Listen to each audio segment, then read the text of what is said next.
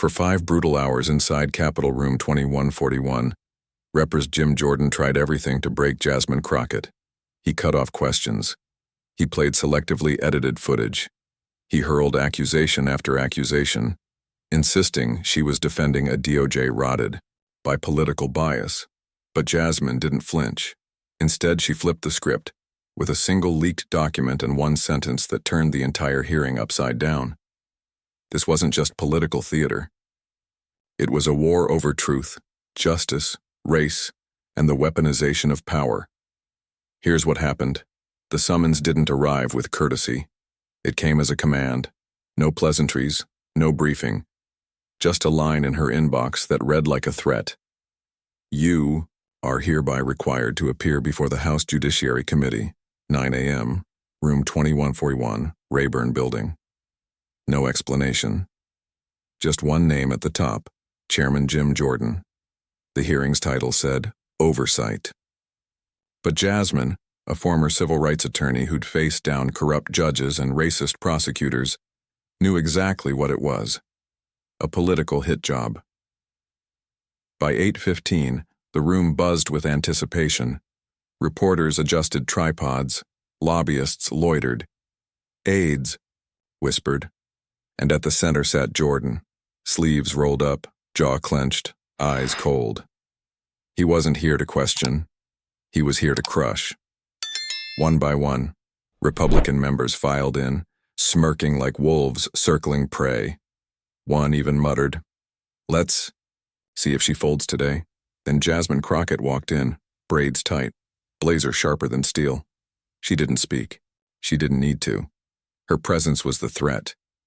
What enraged Jordan wasn't just her politics, it was her existence in that room, black, brilliant, unbending. And then, the trap was sprung. Jordan gave a small nod to an aide. The lights dimmed, a massive screen flickered to life behind him. Suddenly, it wasn't a hearing. It was a performance. A heavily edited montage rolled. Surveillance clips of Hunter Biden. Cropped press conferences. Out-of-context headlines. A deep voiceover boomed like a movie trailer.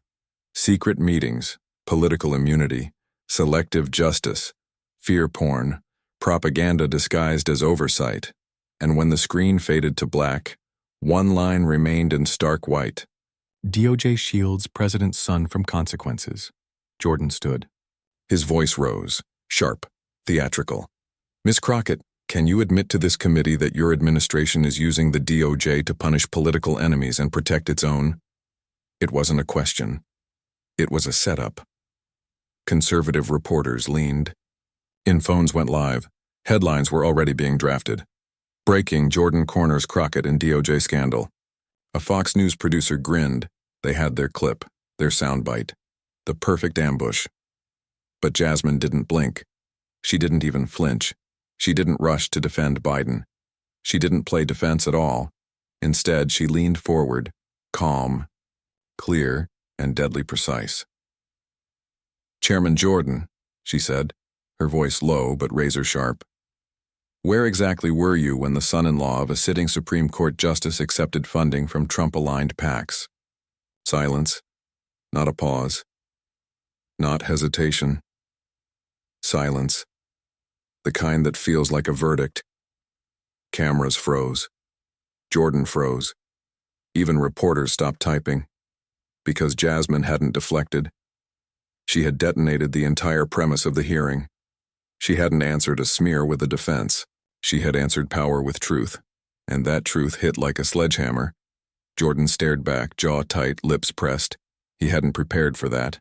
He wasn't ready to be the one under the microscope. Across the aisle, even some Democrats shifted. One nodded, subtle but sure, another whispered. She flipped the whole damn hearing. Because Jasmine didn't dodge. She revealed. She didn't spin. She exposed. And most damning of all, she asked a real question. One that couldn't be waved off with talking points. One that demanded accountability from those who'd never faced it. Her words cut through the theatrics like a scalpel. "If we're going to talk about weaponized justice, then let's talk about all of it, not just the parts that make you feel powerful." For the first time in hours, the room wasn't on offense. It was stunned. The illusion broke. This wasn't oversight. It was vendetta, and Jasmine had just forced everyone to see it. Jordan fumbled for his papers, flipping too fast, too loud, trying to regain control. But it was already lost. The hearing wasn't about Hunter Biden anymore. It was about them, their hypocrisy, their silence, their fear of being held to their own standards. Jasmine hadn't just survived the trap, she'd burned it to the ground and built a courtroom in its ashes. Because in a system built on intimidation, the loudest threat is a woman who won't back down.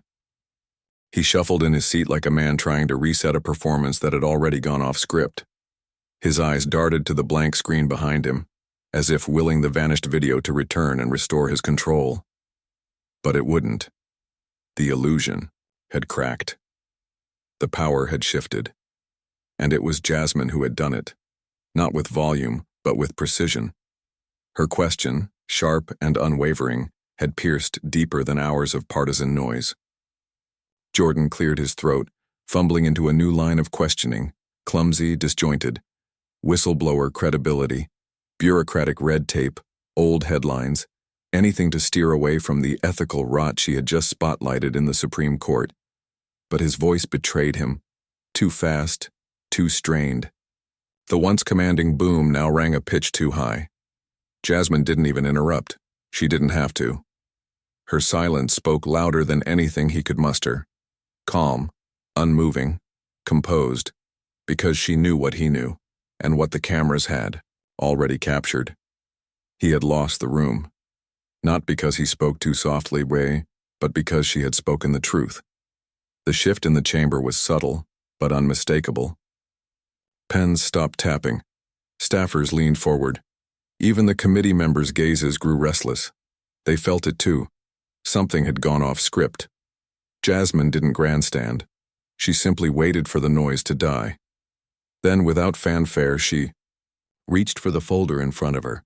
No rush, no drama, just certainty. Her hand emerged with a plain government memo marked with red lines and a stamp. Confidential. DOJ internal. She placed it gently beside the mic. "Mr. Chairman," she said, voice even, deliberate. "I request this document be entered into the Congressional record under full committee review." A pause. Real. Tense. Members leaned in. Reporters froze. "This memo," she continued, "was provided to my office by an internal DOJ contact. It outlines communications between senior Justice Department officials and several members of this very Congress regarding a request to delay indefinitely a federal investigation into a private defense contractor." The silence thickened. "The contractor," she said, turning the page, "is financially linked to campaign entities supporting former President Donald Trump. The DOJ was urged to reconsider the timing of the investigation due to, and I quote, political sensitivities during the midterm cycle." A gasp, faint but sharp, rose from the back. Still, Jasmine wasn't finished. And within the attached list of congressional contacts tied to the delay request appears the name of Congressman Jim Jordan, listed as an unofficial legal sponsor to the case's hold. The words landed, like iron. Stillness. No whispers. No movement. Not even the soft clack of typing. Just eyes, all of them, turning to Jordan. His face paled. He looked down, not at her, but at the memo now moving hand to hand. His name, in black ink, on government. Stationary, no clips, no context games, no spin. This wasn't performance. It was evidence, and Jasmine. She hadn't raised her voice, not once. She didn't need to. She let the truth speak. Then, suddenly, motion. Staffers scrambling. Reporters half standing, fingers flying. Even the disinterested began flipping through the memo, wide-eyed. And then came the crack. Jordan's voice, rising too loud, too fast. "Mr. Chairman," he barked, panic threading every syllable. This document is unverified. It's unconfirmed. You can't enter that into the record. It's hearsay, political slander." His words tumbled over each other, desperate, flailing. He looked around, at staffers, at allies, for rescue, None came. He slammed the desk. Not powerfully, desperately. "Strike it from the record," he shouted. Strike it. But it was too late. The memo was in. The cameras were rolling. The press was already publishing. And Jasmine, she still hadn't spoken again. She didn't need to. Jordan rose now, pacing, shoulders clenched. And then came the outburst, raw, furious. "You sit there pretending to tell the truth," he shouted. "But you're a fraud. You're part of the machine. You wave around a fake memo and call it justice." His voice cracked again. And this time, no one missed it. Still, Jasmine didn't flinch. She didn't respond. She just sat, composed, unshaken, letting his rage collapse under its own weight. Because everyone understood. This wasn't the sound of truth. It was the sound of losing control. What he couldn't admit was that she didn't need to lie. She didn't need volume. She didn't need a gimmick. She came with facts, with receipts. And now she was dismantling the system, with its own tools. When she finally spoke, her voice didn't waver. It didn't rise. It simply landed. Not loud, but undeniable. She looked straight at him, not with anger and with truth. "I didn't create this system," she said. She spoke slowly, each word striking with the precision of a hammer on stone. "I am the result of it, the product of what happens when a system keeps betraying people like me, not once, not twice, but over and over again." For a moment, the room didn't move.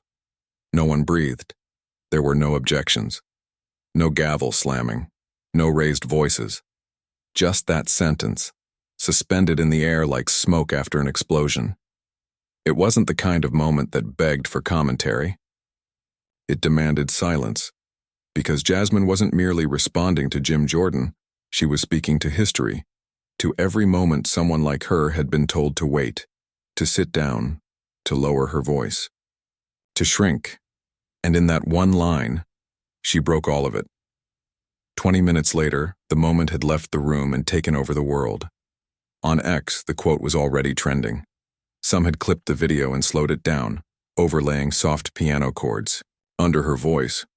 Others posted it without sound, just the look in her eyes. That calm, razor-sharp stare, staring directly into a system that had tried to swallow her whole. It wasn't just a line. It was a revelation, a reckoning, a reminder that she wasn't asking for justice.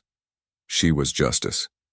Sitting in a chair they never built for her, speaking with a voice they never wanted to hear, saying what needed to be said, when it mattered most. And yet, even after Jasmine's quiet takedown, even after the air had shifted, Jim Jordan wasn't finished. He adjusted his microphone, squared his shoulders, and reached for familiar ground. Procedure, structure, authority. If he couldn't win with narrative or noise, he'd try to win with the Constitution. He began again, like a professor trying to seize control of a classroom, though his voice carried more frustration than clarity. "Let me be absolutely clear," he said, holding up a printed copy of Article 1 like a shield. "Congress has the oversight responsibility to investigate the executive branch. We are not observers. We are a co-equal branch of government. When the Department of Justice shows signs of partisanship or selective prosecution, we are not just allowed, we are obligated to step in." He paused, waited for approval. None came. He pushed forward. "This is not interference. This is not obstruction. This is our constitutional duty. That's what our founders intended, and we betray that design if we turn a blind eye." To someone unfamiliar with the law, it might have sounded convincing, strong, even righteous. But Jasmine Crockett was not unfamiliar. She had lived inside the law, argued it, defended it, been failed by it, and still mastered it.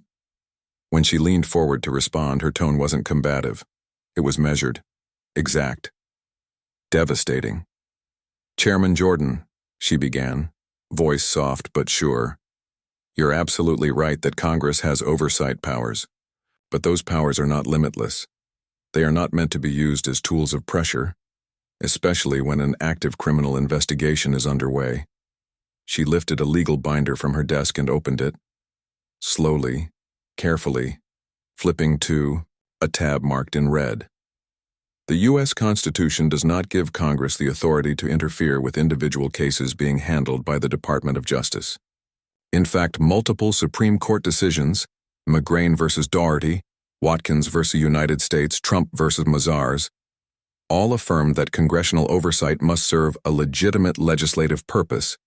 It cannot be used as a weapon to delay, disrupt, or discredit an act of prosecution. She paused, just long enough for the words to land. Her voice didn't rise. It didn't need to. It was the kind of voice people lean in to hear, not because it shouts bow, but because it speaks truth without blinking. Oversight, she continued, does not mean you get to reach across the aisle and tell federal prosecutors when they can or cannot do their jobs. That's not democracy. That's interference.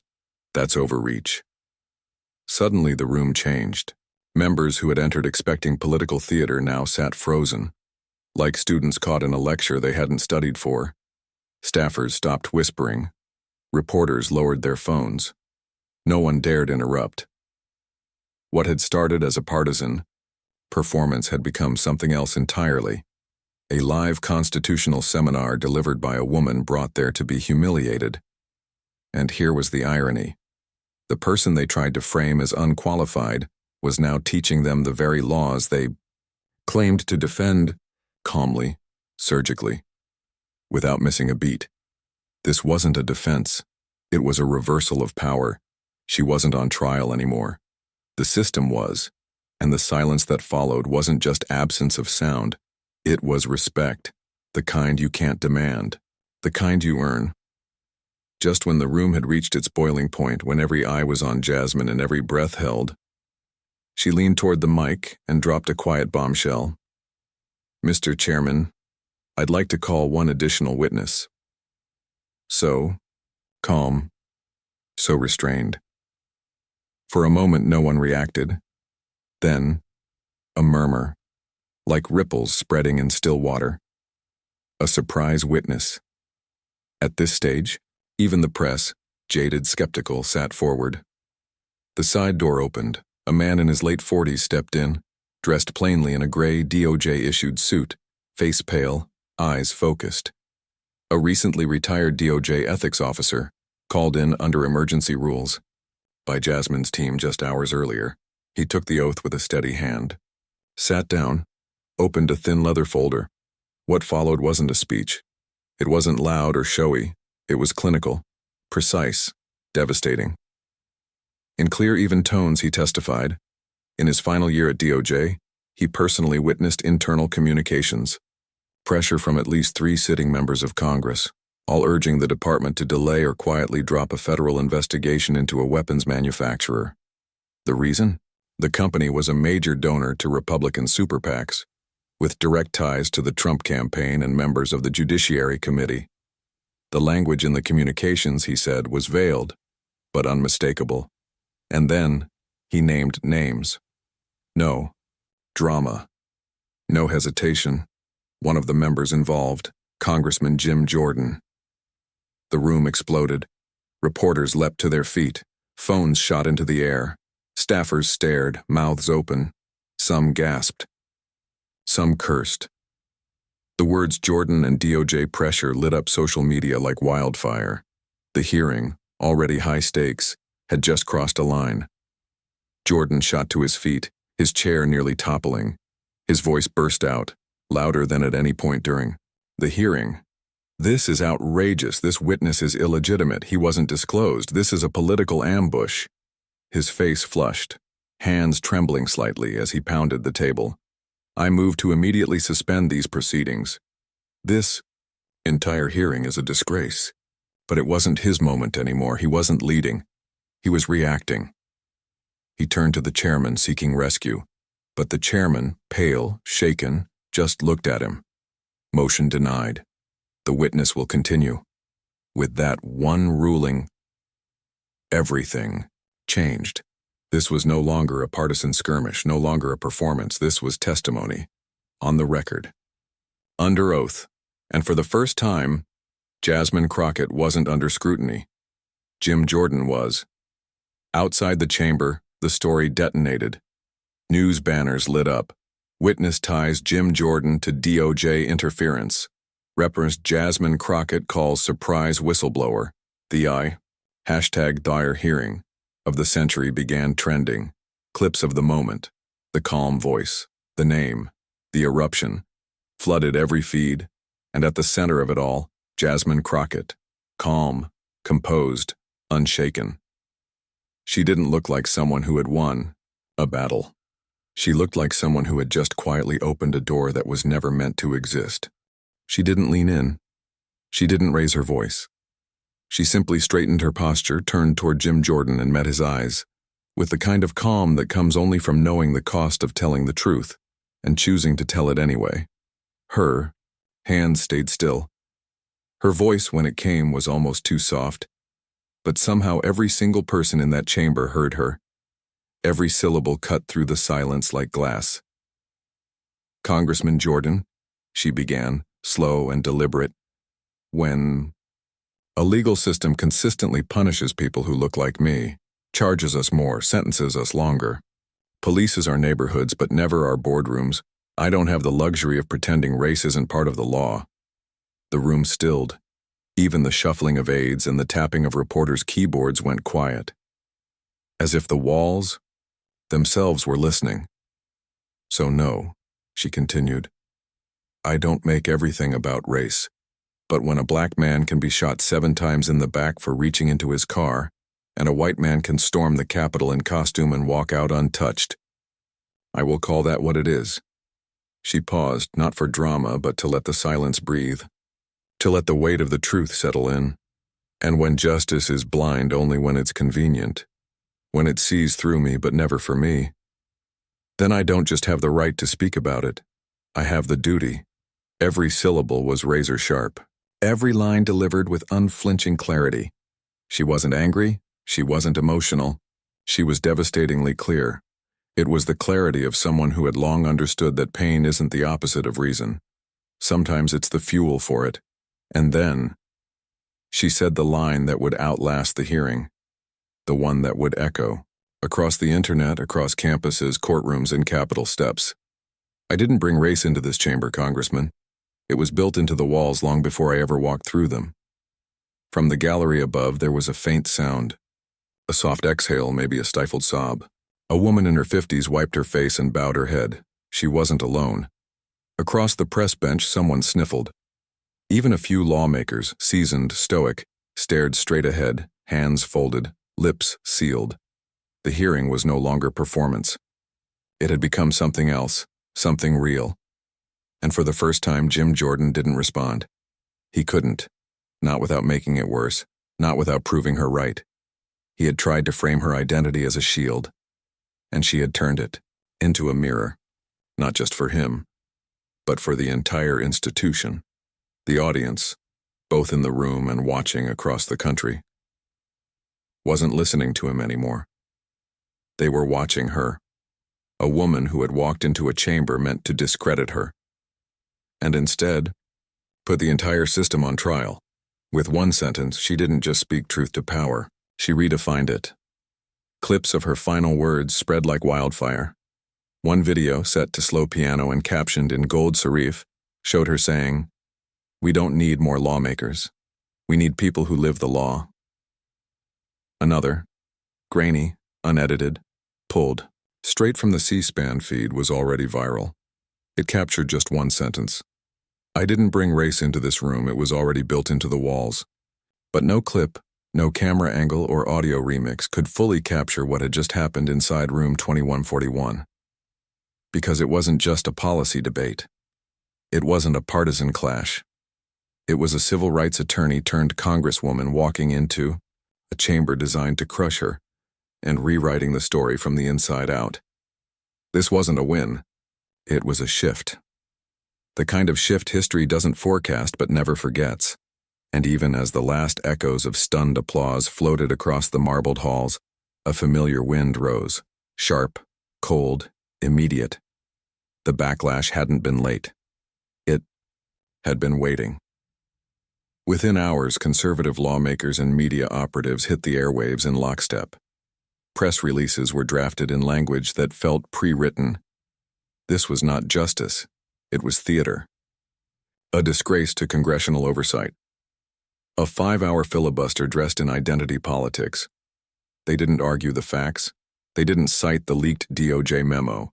They didn't touch the ethics witness with Jim Jordan's name carved into his files. Instead, they leaned on framing. On Fox News, the Chiron read, "Crockett pivots hearing into race rant." A far-right commentator sneered into the camera. That wasn't a hearing. That was a TED Talk with better lighting. Others went further, calling it choreographed grievance, radical grandstanding, emotional manipulation disguised as jurisprudence. But it didn't stick. Because this time the country didn't hear it in headlines. They saw it, in moments. And the moment Jasmine Crockett said, "I didn't bring race into this chamber. It was built into the walls before I walked through them," something shifted. Not just in the room. In the culture. That unedited 5-minute clip, no music, no filters, spread with a velocity no pundit could contain. Within 24 hours, it had been viewed over 62 million times.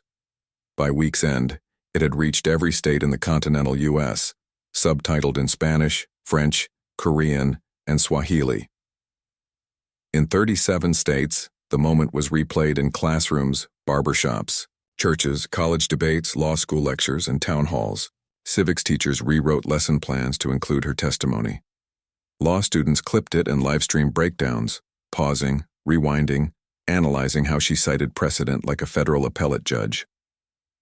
One black high school junior in Mississippi posted the clip and wrote, "They say the system is too big to fight." She sat in it and made it listen. At Columbia Law School, a constitutional law professor known for restraint opened class with a single line. "Yesterday, we saw something Congress forgot it could do." At Harvard's Berkman Klein Center, an emergency roundtable was convened.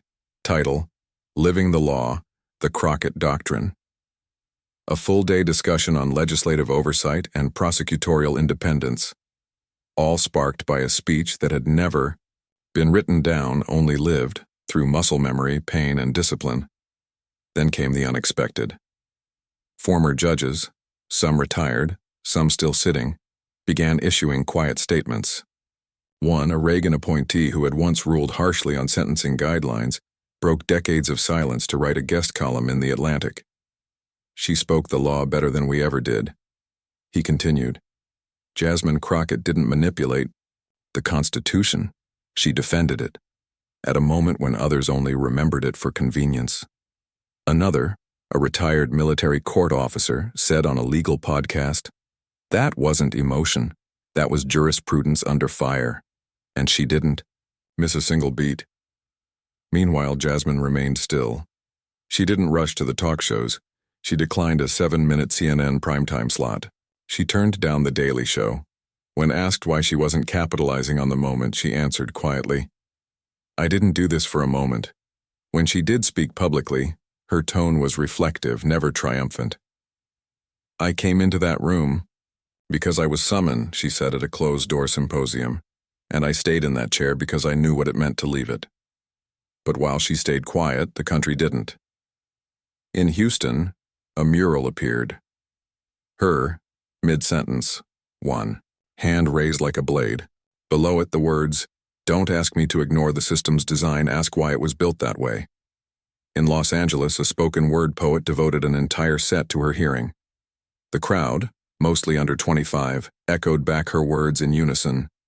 "We don't need more lawmakers. We need people who live the law." It didn't sound like a slogan. It sounded like a mission. And in D.C., congressional interns, who'd watched the hearing from behind the cameras, started whispering. Not about a moment of political defiance, but about a blueprint for courage. One wrote in a private chat later, leaked to the Hill, "I saw a woman dismantle 200 years of polite power without raising her voice. I don't know what kind of politician that is, but I know it's what I want to be." And Jim Jordan? He vanished. No interviews, no press conferences. When reporters approached him in the Capitol halls, he waved them off with a tight jaw and empty smile. Fox News requested a clarifying segment. His office responded with 2 lines. The congressman stands by his performance, no further comment at this time. But for a man like Jim Jordan, silence was its own kind of confession. He had entered the chamber with the advantage, the gavel, the setup, even the seating chart. And still, he left with none of the authority he arrived with. Because Jasmine Crockett hadn't just challenged his narrative, she made it irrelevant. She didn't rage, she didn't flinch. She held the law like a scalpel and carved the truth out of the noise. What frightened them most wasn't that she won. It was that she didn't even have to try to dominate. She simply showed up, sat down, and spoke. And the country, it listened. The marble echoes of room 2141 faded as she returned to her office alone. No cameras now, no audience, just the soft click of the door closing behind her, and the quiet hum of silence pressing in on all sides. Outside, Constitution Avenue buzzed with news vans and satellite dishes. Inside, there was only aftermath. She set her binder down with a thud, like a closing gavel. Her blazer hung heavy on her shoulders, soaked in hours of accusation and fire. The windows were dark now, DC's skyline dim, monuments glowing faint in the glass. She didn't turn on the lights. Then she saw it. A plain white envelope at the center of her desk. No markings, no seal, no staff initials, just perfect placement. Intentional. She paused, picked it up. Elegant cursive, old school, deliberate. She opened it slowly. A single page. Heavy stock. Gold-trimmed federal letterhead. She read it once, then again. Her eyes didn't widen. They didn't need to. Yesterday I saw the law come alive again. Not in theory, in practice. Through someone the system never planned for, but can no longer ignore. Thank you, the letter read, for raising the standard, for doing it while they underestimated. You, Judge L. Strickland, retired. Jasmine blinked, a name she hadn't heard in years. Strickland, Reagan-era appointee. She had once stood before him, fresh out of law school, a young civil rights attorney. He'd ruled against her. A motion to stop a politically connected developer from evicting low-income tenants. She remembered the cold courtroom, the chill in his eyes, the silence in hers. They don't even see us, she had thought. And now this. She sat slowly, folded the letter once, then again, slid it into the side of her weathered legal journal, nestled between a Thurgood Marshall quote and a faded Polaroid of her study group. She didn't post it, didn't call a reporter, didn't need the world to know, because she understood what it meant. Strickland hadn't sent a compliment. He had sent something far rarer in Washington, an admission that the system he upheld for decades was shifting, and it wasn't the men in suits, the strategists, the pundits. It was her who had forced that shift. Jasmine leaned back in her chair, eyes closed. She could still hear the chamber, Jordan's voice rising, the gallery's eruption, and then her voice cutting through the noise. We don't need more lawmakers, we need people who live the law. For the first time since that hearing, she allowed herself to feel the weight. Not defeat, not fear, just the exhaustion that comes from carrying truth through fire and not letting it consume you. Outside, traffic moved beneath the Capitol floodlights. Inside, Jasmine Crockett sat alone, a letter in hand, and came to a quiet realization. This had never been about proving she belonged. It was about showing them. She never needed their permission. The sun had yet to rise. The city still wrapped in a pale blue hush, the kind that made even Washington feel momentarily honest. The Capitol dome glowed faint against the dawn, and inside its marbled corridors, Jasmine walked alone, coat over one arm, phone silent. Mind still racing. The hearing was over. The reckoning wasn't. The machine outside spun on. On one side, praise, adoration, words like surgical, historic, constitutionally precise. On the other, smears, distortions. 5 hours of truth dismissed as race-baiting grandstanding. She ignored them all, because she hadn't spoken for applause. She hadn't spoken for headlines. She had spoken to survive, and more than that, to make space, for someone still on the outside looking in. Her footsteps echoed down the Rayburn hallway, each step carrying the weight of the chamber, and of the envelope still tucked inside her journal, and of the women who had once stood at the edges of rooms like that, told they were too loud, too angry, too much. She reached the corridor outside her office. Dim lights cast gold across the polished floor. Portraits stared down, men who once held her seat. None of them looked like her, yet their painted eyes seemed to follow her, ghosts of the old world watching the new one walk by. Then she heard it, a voice, small, nervous, unsteady. Congresswoman Crockett? She turned. At the far end of the hallway, almost hidden between two oversized potted plants, stood a young woman, barely 20, brown skin, deep-set eyes, urgency in her face. Her Hill intern badge sat crooked on a blazer clearly borrowed or last-minute thrifted. "I'm Imani," she stammered, stepping forward. "Through the CBC Fellowship, I go to Prairie View A&M, first in my family to get this far." Jasmine said nothing. She could feel where this was going. She knew not to interrupt someone fighting to name their fear in a place that taught them to stay small. "I've watched Congress for years," Imani continued. "I thought you had to sound like them, look like them, or hide what made you different." She glanced down at her notepad, clutched like a shield, then smiled nervously. "But then I watched your hearing. 3 times. Jasmine raised an eyebrow. 3? Imani blushed. "You kept saying things I've felt my whole life but never knew how to say. Like when you said, 'I didn't bring race into the chamber, it was built into the walls.'" She flipped the notepad open. The quote was underlined, highlighted, circled in ink. "My dad called me crying," she said, her voice cracking. "He's a pastor. Grew up during desegregation. Said it felt like you said what he never could without being called angry. And my mom, she said she'd never seen someone sit in a room full of power and make it shake just by staying still." A pause. "I didn't think I could do this," Imani confessed. "Not politics, not DC, not law. I thought I had to shrink to fit.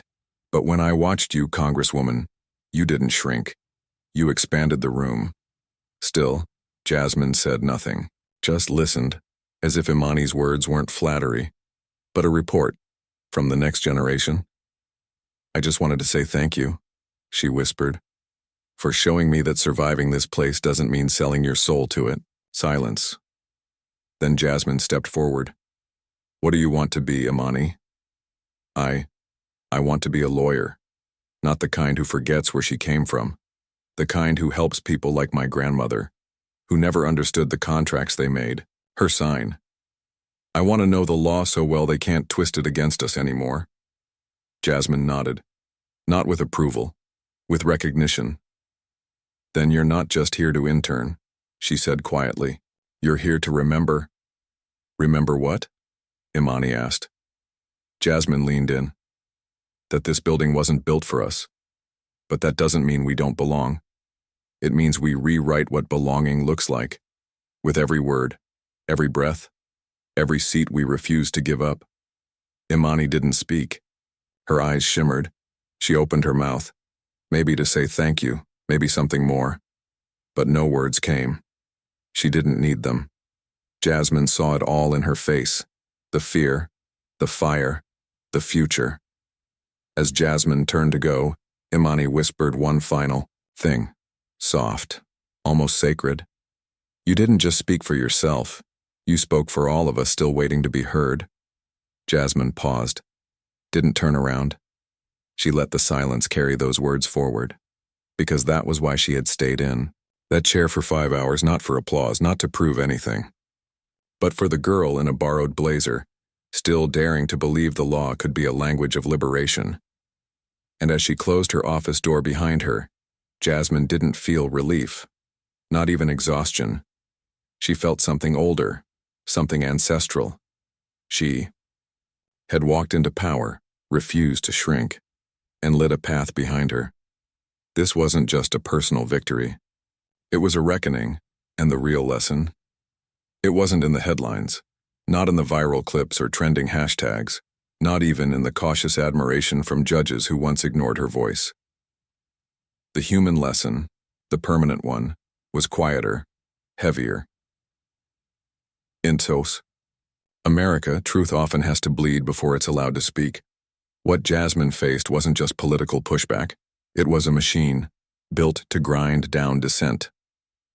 Especially when that dissent wears the wrong skin, speaks in the wrong rhythm, or refuses to flatter the room. But Jasmine didn't flinch, didn't shout, didn't fold. She endured, not for endurance's sake, but endurance with intent, with purpose, as resistance, as testimony. Because when she sat in that chair for 5 hours and refused to let rage drown out reason, she redefined what strength looks like in the face of erasure.